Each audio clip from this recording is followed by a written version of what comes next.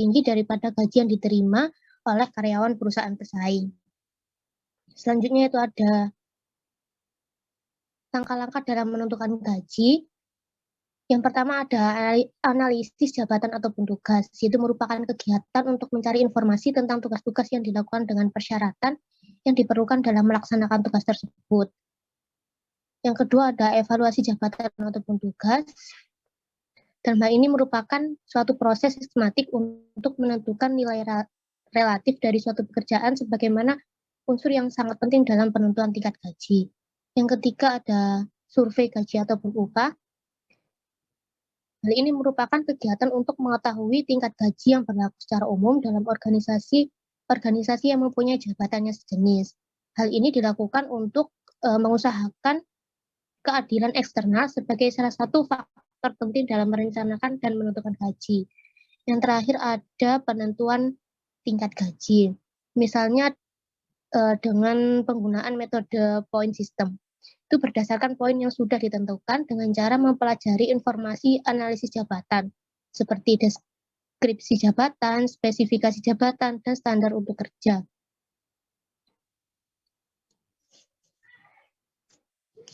Selanjutnya yaitu ada kriteria pemberian kerja. Itu ada 5. Yang pertama yaitu didasarkan pada biaya hidup.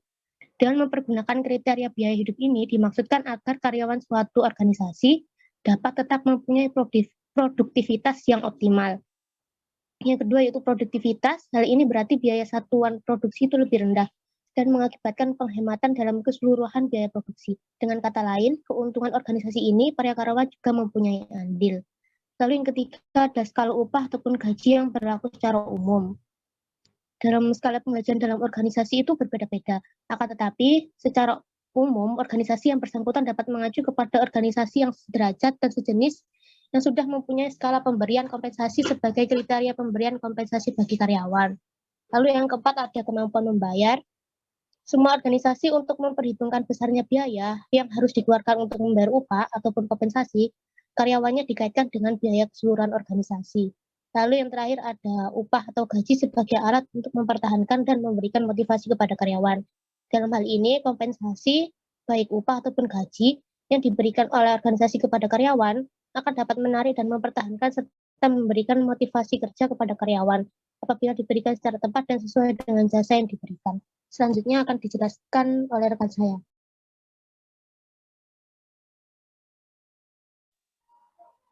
Faktor-faktor dalam menentukan gaji. Nah, faktor-faktor dalam menentukan gaji ini ada beberapa, yaitu yang pertama, tingkat gaji yang lazim. Tingkat upah dan gaji bisa sangat bergantung pada ketersediaan tenaga kerja di pasar tenaga kerja dan permintaan tenaga kerja. Untuk tenaga kerja yang langka, tingkat upah dan gajinya dapat jauh melebihi tingkat gaji yang dilihat dari kacamata evaluasi jabatan. Kemudian yang kedua yaitu serikat buruh.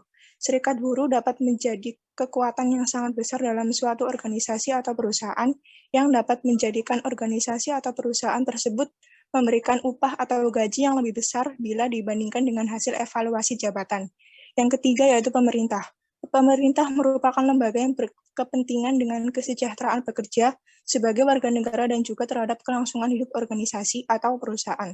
Pemerintah mempunyai kekuasaan yang besar dalam mengatur kerja standar dan tunjangan yang mau tidak mau harus dipatuhi oleh pengusaha, di mana tarif upah minimum para pekerja dapat melebihi dari yang telah ditentukan oleh evaluasi jabatan.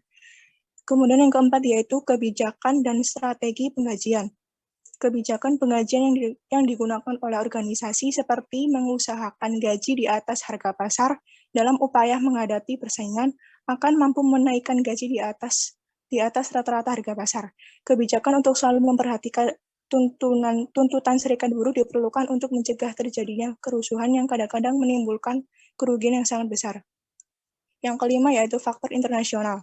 Ketika organisasi berkembang di seluruh penjuru dunia, tantangan yang muncul dalam penggajian adalah penyesuaian dengan situasi negara yang bersangkutan. Dengan demikian, dapat terjadi perbedaan gaji pada jabatan yang sama karena berada di negara yang berbeda. Atau organisasi akan melakukan penyesuaian gaji untuk merangsang seseorang agar bersedia ditempatkan di suatu negara yang mungkin kurang diminati.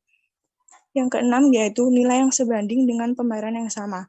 Ada kalanya pekerjaan dengan derajat yang memiliki poin yang sama atau sebaliknya. Misalnya nilai poin untuk pekerjaan juru rawat yang biasanya didominasi wanita dan ahli listrik yang biasanya didominasi laki-laki memiliki tingkat poin yang berbeda, di mana ahli listrik biasanya mendapatkan gaji yang lebih besar. Di lain pihak, misalnya ahli mesin yang didominasi laki-laki dan hanya ada sedikit wanita. Nah, laki-laki ini digaji lebih besar dari kaum wanita. Hal ini sebenarnya melanggar persamaan hak. Dan yang ketujuh yaitu biaya dan produktivitas. Tenaga kerja merupakan salah satu komponen biaya yang sangat berpengaruh terhadap harga pokok barang. Tingginya harga pokok dapat menurunkan penjualan dan keuntungan organisasi. Tidak mampunya organisasi mencapai tingkat keuntungan tertentu dapat mengakibatkan turunnya kemampuan organisasi dalam membayar pegawai dan menarik investor. Untuk mengatasi tantangan ini, biasanya organisasi ini mencoba mendesain pekerjaan kembali, mengotomatisasi pekerjaan, dan menciptakan sistem penggajian bertingkat. Sistem penggajian bertingkat menciptakan dua struktur gaji, satu untuk karyawan lama dan satu untuk karyawan baru. Karyawan baru ini biasanya mendapatkan gaji permulaan dengan jumlah tertentu, kemudian secara bertahap dapat meningkat ke jumlah yang lebih tinggi. Sistem ini mengakibatkan karyawan yang baru direkrut akan mendapatkan gaji yang lebih rendah dibandingkan dengan karyawan yang lama, meskipun sesungguhnya pekerjaan mereka sama. Cara ini memang dapat menurunkan biaya, namun akhir-akhir ini para karyawan melalui serikat pekerja telah mempertanyakan tentang ketidakadilan sistem ini. Ada pula pendekatan lain yang dilakukan dengan sistem bonus. Gaji yang diterima relatif tetap, tetapi jika organisasi sedang dalam situasi sulit, organisasi tidak perlu mengeluarkan biaya yang besar untuk pegawai karena tidak perlu memberikan bonus. Selanjutnya dilanjutkan oleh rekan saya. Baik, selanjutnya adalah pengertian insentif. Insentif adalah kompensasi berupa penghargaan atau hasil kinerja karyawan yang baik. Insentif tidak berkaitan dengan lama atau pendeknya waktu kerja. Dengan kata lain, apresiasi ini adalah murni penghargaan atas hasil performa kerja dalam mencapai lebih dari standar atau target perusahaan. Ada beberapa pendapat mengenai pengertian insentif. Yang pertama, menurut Sophia dan Sangaji, insentif merupakan imbalan langsung yang dibayarkan kepada karyawan karena kinerjanya melebihi standar yang ditentukan. Lalu, yang kedua menurut Sri Larasati, yaitu insentif merupakan penghargaan yang diberikan untuk memotivasi para pekerja agar produktivitas kerjanya tinggi. Sifatnya tidak tetap atau sewaktu-waktu. Jadi, insentif adalah imbalan di luar gaji yang diberikan kepada pegawai yang memiliki prestasi kerja yang tinggi atau bekerja di atas standar yang telah ditentukan oleh perusahaan sebagai balas jasa atau hasil kinerja mereka selama ini. Yang ketiga yaitu menurut Supomo dan Nurhayati. Mengemukakan ada dua macam insentif. Yang pertama yaitu insentif positif, yang merupakan daya perangsang dengan memberikan hadiah material atau non material kepada karyawan yang prestasi kerjanya di atas prestasi standar. Dan yang kedua yaitu insentif negatif, yang merupakan daya perangsang dengan memberikan ancaman atau hukuman kepada karyawan yang prestasi kerjanya di bawah prestasi standar. Selanjutnya akan dijelaskan oleh rekan saya. Baik, selanjutnya membahas mengenai jenis-jenis insentif berdasarkan subjeknya, yaitu terdapat dua, insentif individu dan insentif kelompok. Insentif individu sendiri diberikan kepada karyawan sebagai penghargaan atas kinerja dan produktivitas personalnya. Kelebihan insentif ini adalah sebagai tambahan pendapatan karyawan sehingga karyawan lebih termotivasi untuk bekerja secara baik. Secara umum terdapat 3 macam, yaitu pertama, price work adalah insentif yang diberikan sebagai imbalan pada setiap unit produk yang mampu dihasilkan oleh pegawai secara perorangan. Kedua, yaitu production bonus, adalah insentif yang diberikan oleh perusahaan bila tingkat produksi yang dihasilkan pegawai telah melebihi standar produksi yang telah ditetapkan. Ketiga, pay for knowledge compensation. Tujuannya adalah untuk lebih memotivasi pegawai agar terpacu untuk belajar demi meningkatkan kualifikasi dirinya. Selanjutnya yaitu insentif kelompok.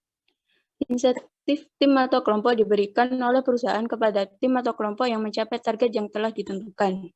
Kelebihan insentif ini adalah akan memotivasi karyawan untuk bekerja sama secara tim. Secara umum ada 4 jenis insentif kelompok, yaitu pertama, product sharing plan. Kelompok pegawai pada suatu unit kerja mendapatkan insentif bila jumlah dan mutu produksi unit tersebut melampaui standar atau target jumlah dan mutu produksi yang telah ditentukan. Kedua, profit sharing plan. Insentif untuk kelompok pegawai ditentukan berdasarkan keuntungan yang diperoleh perusahaan, yaitu sebagian keuntungan tersebut dibagikan kepada pegawai. Ketiga, cost reduction plan. Pola insentif jenis ini mendasarkan diri pada perhitungan jumlah kos atau biaya yang berhasil dihemat atau dikurangi. Terakhir, insentif bagi eksekutif. Dalam menentukan insentif bagi manajer atau kelompok eksekutif perlu menimbang keseimbangan antara tujuan jangka pendek dan prestasi jangka panjang. Oh, bisa next. Selanjutnya, jenis-jenis pertama, insentif material. Bentuk uang yang meliputi bonus, kompensasi, program balas jasa yang meliputi pembayaran di kemudian hari. Yang kedua, seperti pemberian rumah dinas, pengobatan secara gratis, serta asuransi kesehatan. Bentuk yang kedua yaitu insentif non-material. Insentif non-material bisa diberikan dalam bentuk sebagai berikut, yaitu pemberian gelar secara resmi, pemberian tanda jasa, pemberian piagam penghargaan, ucapan terima kasih secara resmi atau formal atau informal, serta memberikan pujian. Untuk selanjutnya akan dijelaskan oleh teman saya.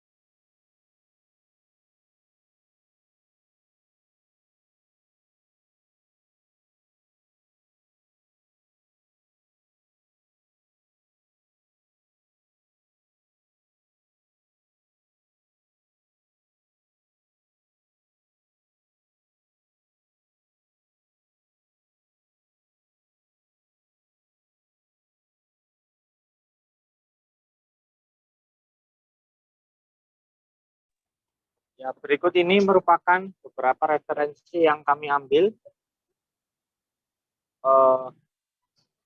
Dapat disimpulkan dari penjelasan materi dari kelompok kami, yaitu gaji merupakan sebuah tanggungan kewajiban yang harus dibayarkan secara periodik kepada karyawan yang telah bekerja di perusahaannya.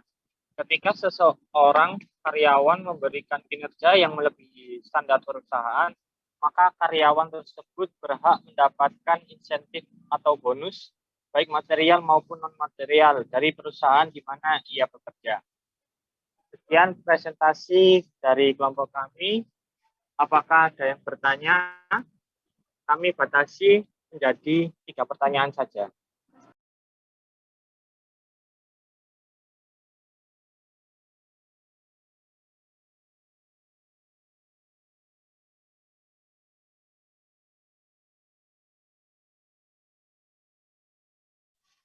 Kepada Mbak Adinda, dipersilahkan. Ya, baik. Terima kasih. Sebelumnya izin bertanya ya kepada kelompok 2. Tadi kan dijelaskan langkah-langkah dalam menentukan gaji itu, salah satunya ada penentuan tingkat gaji menggunakan metode point system. Nah, saya kurang begitu paham penerapan dari metode ini itu kayak apa. Mungkin bisa dijelaskan lagi proses-prosesnya dan juga penerapannya. Mungkin itu aja. Makasih.